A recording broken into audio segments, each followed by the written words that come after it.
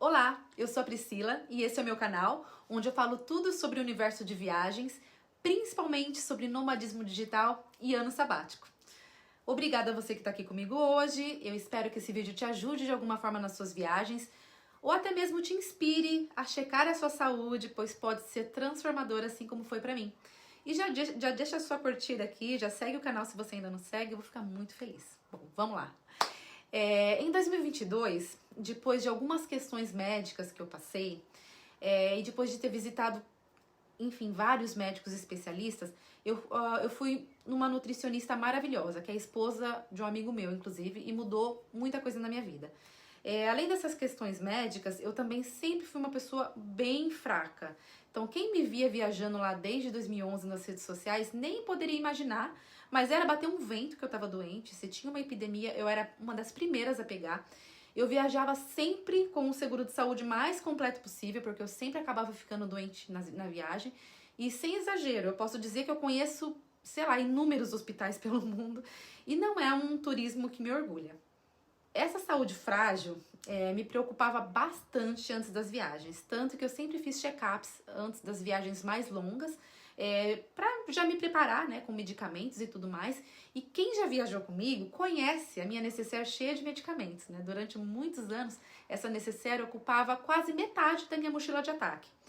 E, bom, essa nutricionista, ela me pediu vários exames que nunca ninguém pediu antes, tipo exames hormonais mais complexos, de vitaminas específicas e exames de intolerância alimentar para glúten e lactose. Então, os dois vieram positivados.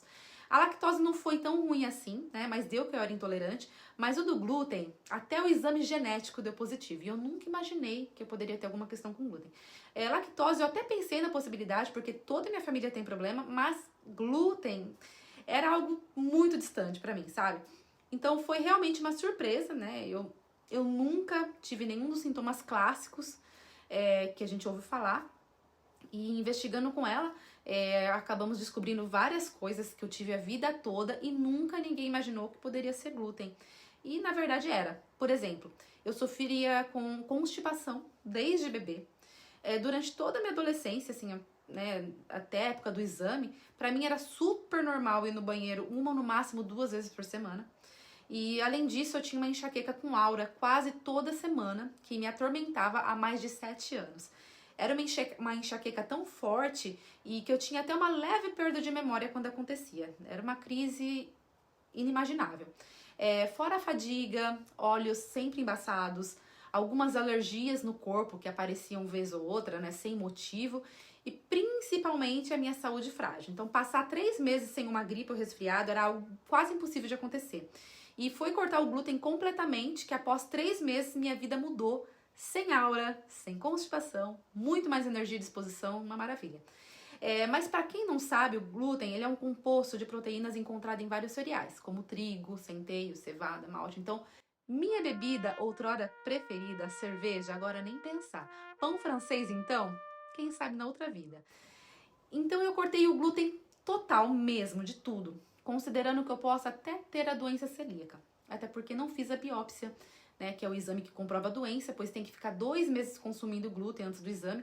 E eu não consigo nem imaginar voltar a ter minhas enxaquecas, então eu decidi viver uma vida 100% sem glúten, sendo celíaca ou apenas, né, entre aspas, intolerante ao glúten, que eu já tive certeza com os exames. E vai fazer 2 anos que eu não tenho gripe e que não paro em nenhuma emergência do hospital. Aleluia.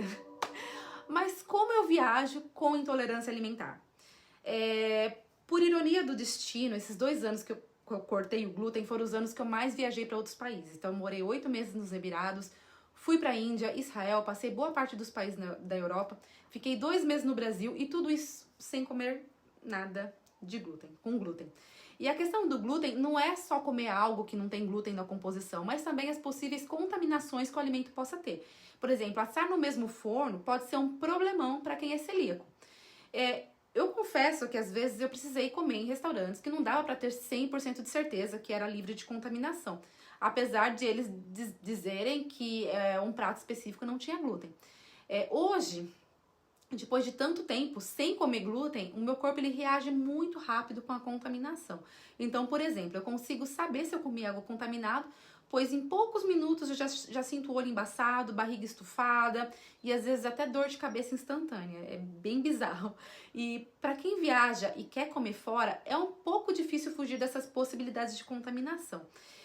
Em vários países, eu encontrei restaurantes especializados em comidas para pessoas intolerantes de diversos tipos de alimento, mas eu não encontrei em todos. E no lugar que é a nossa base hoje, que é a Lituânia, por exemplo, não tem nenhum restaurante 100% sem glúten no país. Alguns restaurantes têm opções sem glúten e sem lactose, mas não tem uma cozinha especializada somente para preparar esses alimentos. Então, o que pode causar contaminação cruzada às vezes, e eu acabo correndo esses riscos quando eu quero comer fora.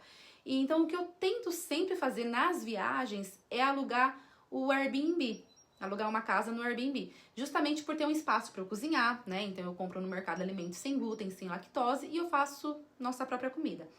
E quando as panelas no Airbnb estão em um estado que não dá para limpar completamente, sabe aquelas panelas com crosta antiga e tal? Nesse caso, eu compro uma frigideira ou panela nova. Normalmente, em uma nova pequena, sei lá, eu pago uns 7 euros e eu uso durante todo o período que eu estiver por lá. E como normalmente as nossas viagens não são tão rápidas, a gente tenta ficar pelo menos algumas semanas no mesmo lugar, vale bastante a pena comprar, pois acaba ficando muito mais barato comprar uma frigideira, uma panela nova e comer em casa do que comer fora todo dia. E como vocês já viram em outro vídeo meu, a gente viaja bastante de trem e de ônibus, né? Que são viagens bem mais longas.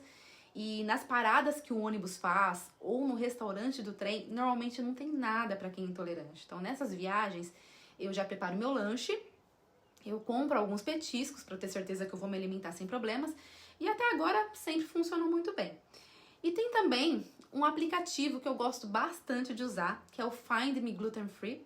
E lá você tem acesso a avaliações de lugares feitos por pessoas que também não consomem glúten, indicando se o seu local serve comida sem glúten, se é um restaurante dedicado à alimentação sem glúten, ou se pode ter contaminação cruzada, né, etc.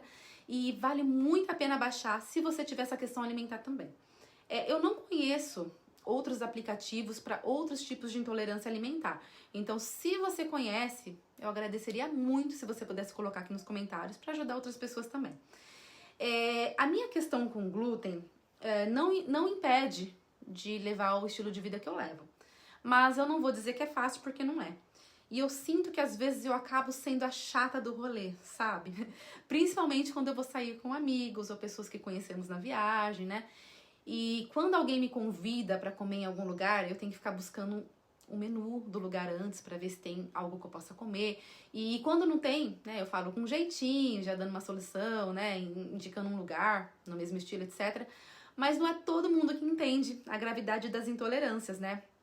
Então eu sempre escuto coisa assim: Ah, um pedacinho não vai fazer mal. Nossa, você não come nada, né? Nossa, como você é fresca. Ah, fulano é intolerante, come de vez em quando, por que você não come? e por aí vai. Acontece que cada pessoa sabe onde o calo dói, né? Então eu sei que se eu comer glúten, mesmo que um pedacinho, eu fico imprestável por pelo menos 3 dias. Então não é frescura, é uma questão de saúde e bem-estar, é uma questão séria e seria perfeito se houvessem opções em todos os lugares para pessoas que sofrem com isso também. Eu demorei 38 anos para descobrir as minhas intolerâncias alimentares e imagino o quão diferente poderia ter sido a minha vida, né, se eu tivesse descoberto quando criança. E isso tudo porque eu nunca tive os sintomas clássicos, como diarreia, por exemplo. Por isso nunca ninguém desconfiou ou investigou. Bom, eu espero que esse vídeo te ajude. Aproveite e já faça seus exames antes do seu ano sabático ou da sua jornada como nômade digital. E já curte, comente, compartilhe esse vídeo, que você vai me ajudar muito. Quem sabe ajudar outras pessoas também. E é isso aí. Beijinho e até a próxima. Tchau, tchau.